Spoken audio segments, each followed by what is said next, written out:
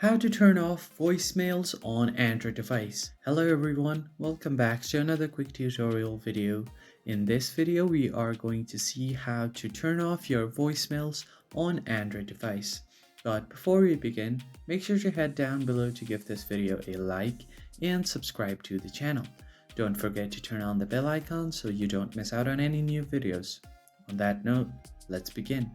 So the very first thing that you want to do is open up your phone's dialer. And once you open up your phone's dialer, on the top right screen you can see three dots. It will be different depending on the device, but you basically have to open up your call settings.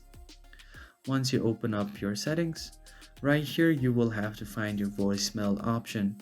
So if you have a different device, your voicemail option might be inside something else, so you just have to find it. And once you find your voicemail, just tap on it.